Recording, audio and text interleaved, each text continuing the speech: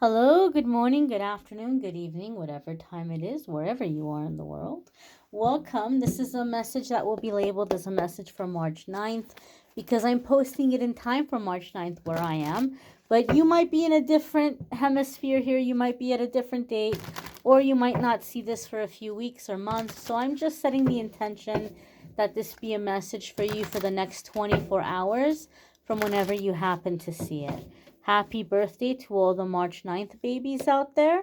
And happy birthday to you if it happens to be your birthday on whatever random day you may see this video. The card that's coming up here for us all is the Queen of Wands. So we're going to move the camera just a little bit closer here. Queen of Wands traditionally can be a feminine fire sign person, an Aries, a Leo, or a Sagittarius. Okay, so some of you could be dealing with a feminine fire sign person.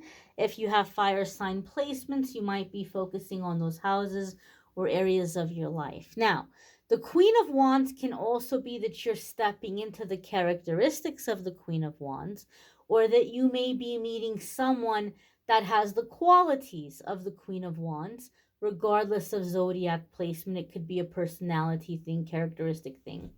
And the Queen of Wands is the life of the party. She's a lot of fun. She's funny. She's exciting. She's adventurous. She's feisty. She's independent. She's a go getter. She's passionate, charismatic. So you may be developing those qualities within yourself right now, or you may be meeting someone that has those qualities. The Queen of Wands also has a special meaning for me in my readings. A lot of the times I see this card come up when we're beginning to wake up and we're beginning to realize how much other people benefit from having us around, right? It can be professionally in work situations where you start thinking and realizing, wait a minute now, I've made a lot of money for this company. I've made a lot of money for these people, and I'm getting peanuts back in return for it. Or it could be like in a family situation, like you're always the one fixing everything. It could be in friendships, it could be in love life, right? You might be like, wow, this person sure is getting a lot of benefit from having me around. And you might be asking, what am I getting out of the situation? And so the Queen of Wands comes up for me when we start to realize how much others are benefiting from us.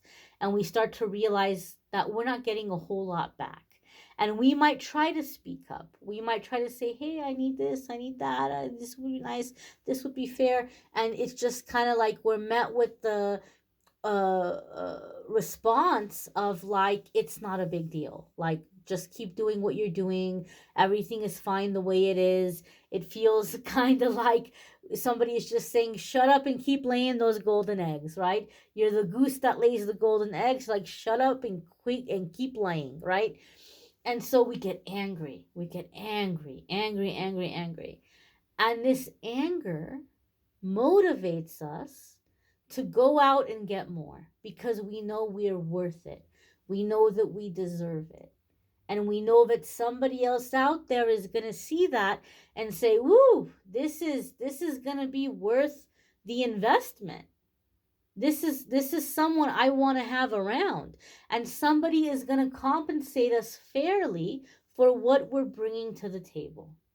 And because we're so angry and we're so fed up, we reach for this higher situation and we get it very quickly. It falls into place very quickly. So we land a new job very fast. This is sometimes a self-employment card. You might start a business and that business becomes successful very quickly. We put a boundary in love life and we upgrade to a person that is going to treat us the way that we deserve to be treated. Whatever the case, whatever the situation, it's like we're angry, we're fed up, and it's just fuel that moves us forward onto something better in a very short period of time. So you may have anger coming to the surface right now. Okay? Anger is not negative. Anger is not toxic. It's what we do with the anger that makes it toxic or makes it negative. Okay, so it's like fire. We can use fire to disinfect metals and tools. We can use fire to make tools. We can use fire to perform alchemy and refine metals and precious metals. We can use it to keep warm. We can use it to cook food.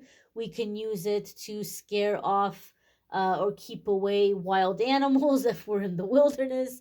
We can use it for all kinds of beneficial things, or we can use it for destruction. Anger is very much the same way. We can use it to create, or we can use it to destroy. And when I see the Queen of Wands, we're using it to create.